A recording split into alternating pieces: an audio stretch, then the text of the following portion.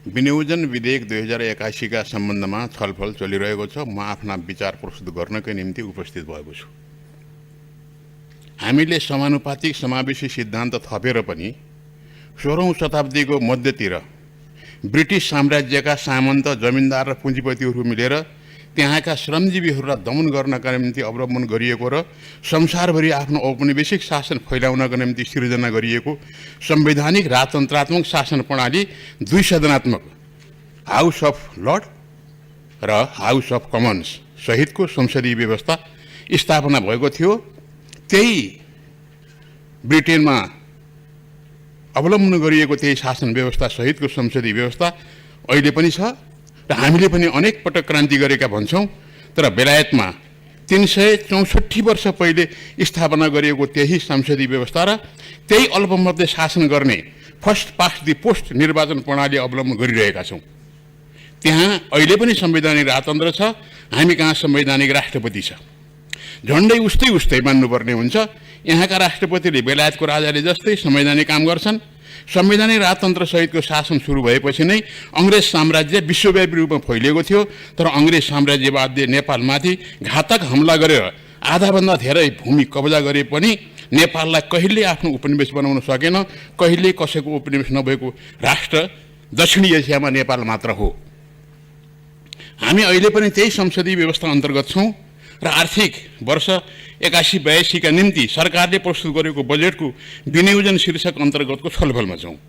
विनियोजन विधेयकको छलफलमा भाग लिने मान्यज्यूहरूले कुनै पनि मन्त्रालय अन्तर्गत विनियोजित रकममा सन्तुष्ट भएर खुसी साथ समर्थन गरेको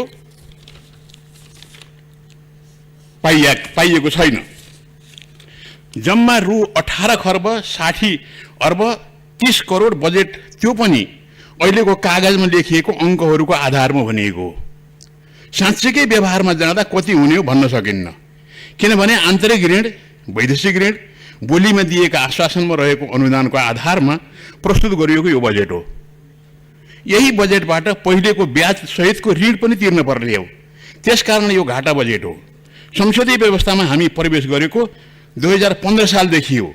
बीचमा राजाको ठाडो शासनले 30 वर्ष खायो, तर बजेटको ढाँचा काचा अहिलेको जस्तै थियो। गणतन्त्र आइसकेपछि केही परिवर्तन गर्न सकेका छैनौँ। यसरी भन्नुपर्दा 66 वर्षदेखि यसै गरी बजेट पढ्दै आएका छौँ। अहिले हामीले जति विनम्र भएर अनुरोध गरे पनि, विद्वत्ता पस्किए पनि, जतिसुकै रोइ कराई गरे पनि थपथाप केही हुनेवाला छैन। त्यसो भएर मैले यसपटकको बजेटको सिद्धान्त र प्राथमिकता, नीति तथा कार्यक्रम, बजेट वक्तव्य र विनियोजन विधेयकलाई आलोचनात्मक समर्थन गर्दछु। यसमा भन्नुपर्ने मेरो केही छैन, हुनेवाला पनि छैन। तर पनि मैले थप केही विषयहरूका सम्बन्धमा आफ्ना विचार राख्न चाहन्छु। सम्मानीय अध्यक्ष महोदय, हामी बाहेक संसारका धेरै मुलुकहरूले आफैले विकास गरेका भौतिक वस्तु र ज्ञान निर्यात गरेर विदेशी मुद्रा आर्जन गर्छन्। हामीले भने आफ्ना होनहार मानव शक्तिलाई निर्यात गरेर विदेशी मुद्रा आर्जन गर्छौँ। यसैमा हामीले गर्व पनि गरिरहेका छौँ। त्यसरी रगत पसिना बेचेर प्राप्त भएको विप्रेषण देशको उत्पादन वृद्धि र नयाँ निर्माणमा होइन, विदेशबाट उपभोग्य वस्तु ल्याउनका निम्ति खर्च गरिरहेका छौँ। त्यसरी प्राप्त भएको विप्रेषण देश विकासको निम्ति मात्र खर्च गर्ने विचार पटक पटक कम्युनिस्ट पार्टीका नेता प्रधानमन्त्री भए पनि, नेपाली काङ्ग्रेसका नेता भए पनि 66 वर्षको यो सदनमा कहिल्यै प्रस्तुत हुन सकेन। त्यही भएर हामी गरिब छौँ, हेपिएका छौँ र लखेटिएका छौँ। सम्मानीय अध्यक्ष महोदय, नेपालको संविधानले लोकतान्त्रिक मूल्य मान्यतामा आधारित समृद्ध समाजवाद निर्माण गर्ने मार्गदर्शन गरेको छ। समाजवाद निर्माण गर्न सुरु नगरी समाजवाद आफै निर्माण हुँदैन। मैले समृद्धि प्राप्त गरेका गैर कम्युनिस्ट मुलुकहरू र समृद्धि प्राप्त गरेका कम्युनिस्ट मुलुकहरूको विकास प्रक्रियालाई अध्ययन गरेको छु। ती सबै मुलुकहरूले उत्पादनको सबभन्दा ठुलो साधनको रूपमा रहेको भूमि राष्ट्रियकरण गरेका छन्। जुन जुन मुलुकले त्यो समृद्धि उत्पादनको मुख्य साधन भूमिलाई व्यक्तिगत सम्पत्तिका रूपमा राख्न दिएका छन्, हामी जस्तै गरिबीमा अहिले पनि छटपटाइरहेका छन्। त्यसो भएर म जतिसक्दो छिटो नेपालको सम्पूर्ण कृषि उत्पादनको भूमि राष्ट्रियकरण गर्न नेपाल सरकारलाई अनुरोध गर्छु। संसारका अरू सबै मुलुकहरूले राष्ट्रियकरण गर्दा कुनै मुआवजा दिएनन्, तर नेपालको कृषि भूमि नेपाली जनताले रगत पसिना लगानी गरेर आर्जन गरेको हुनाले सरकारले भूमिपतिहरूलाई चलन चल्तीको मूल्य प्रदान गरेर राष्ट्रियकरण गर्नुपर्छ। मूल्य बापत अहिले नेपाल सरकारले ब्याङ्क ग्यारेन्टी दिनुपर्छ। त्यो सम्पूर्ण मूल्य सरकारले पूर्व भूमिपतिहरूकै नाममा नेपालमा औद्योगिकरण लागू गर्दाखेरि त्यही लगानी गरिदिनुपर्छ। यहाँबाट नेपालको समृद्धि सुरुवात पनि हुनेछ। त्यसरी प्राप्त हुने भूमि कम्पनीका आधारमा हिमाली पिउने पानी, जडीबुटी उत्पादन, चौरी, भेडा, च्याङ्ग्रा पालन, फलफुल उत्पादन, स्याउ, सुन्तला, आँप, लिची र तरकारी, चिया, कफी अनि खाद्य पदार्थ, माछा पालन, मासु, अन्डा, दूध उत्पादनमा लगानी गर्नुपर्छ। त्यसैगरी अन्तर्राष्ट्रिय व्यापार, घरेलु व्यापार, औद्योगिक उत्पादनमा लगानी गर्नुपर्छ। प्रत्येक पालिका केन्द्रमा अत्याधुनिक बजार विकास गर्नुपर्छ।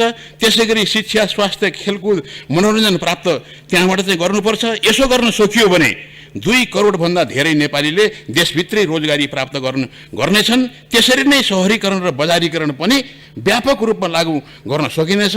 त्यस्तो अवस्थामा राष्ट्रव्यापी रूपमा बेरोजगारी समाप्त हुनेछ। काम गर्न उमेर पुगेका सबै व्यक्ति काममा संलग्न हुनेछन्। दैनिक रूपमा ज्यालादारी काममा संलग्न भएर पैसा आर्जन गर्ने र त्यसैबाट आफ्नो जीवन निर्वाह गर्ने चलन नेपाली जनताको उच्च स्तरको संस्कृति हुनेछ। सम्माननीय अध्यक्ष महोदय, नेपाल राष्ट्रलाई सधैँ गरिब हुनु प्रेरित गर्ने हामीले अवलम्बन गरेको यो संसदीय शासन प्रणाली र निर्वाचन प्रणाली नै हो। अब साहस गरेर नेपालको संविधान संशोधन गरी प्रत्यक्ष निर्वाचित राष्ट्रपति प्रणालीमा प्रवेश गरौँ। त्यसैगरी सधैँ अल्पमतको अवस्थामा सबै राजनीतिक पार्टीहरूलाई पुर्याउने अल्पमतीय वर्तमान निर्वाचन प्रणाली परित्याग गरेर व्यक्ति होइन पार्टी निर्वाचित हुने पूर्ण समानुपातिक निर्वाचन प्रणाली अवलम्बन गरौँ। पार्टी निर्वाचित हुने प्रणाली भए पनि उम्मेदवारहरू पहिले नै तय गरेर जनताका बीच प्रस्तुत गर्ने प्रणाली स्थापित गरौँ। यसरी निर्वाचन गर्दा राष्ट्रपति, मुख्यमन्त्री, पालिका प्रमुख र प्रतिनिधि सभा सदस्य तथा प्रदेश र पालिका सभाका सदस्यहरूको पनि एकै दिन एउटै मतबाट निर्वाचन गर्ने व्यवस्था गरौँ। त्यसरी टुङ्गो लगाउँ। निर्वाचन खर्चबाट सबै जोगिनेछौँ। जाल, झेल, कपट, बुथ कब्जा, मत किनबेच जस्ता अग्राह्य क्रियाकलापबाट पनि हामी बन्दैछौँ। परिणाम पनि निर्वाचन कार्यालयले एकै दिन गर्न सक्नेछ। धन्यवाद।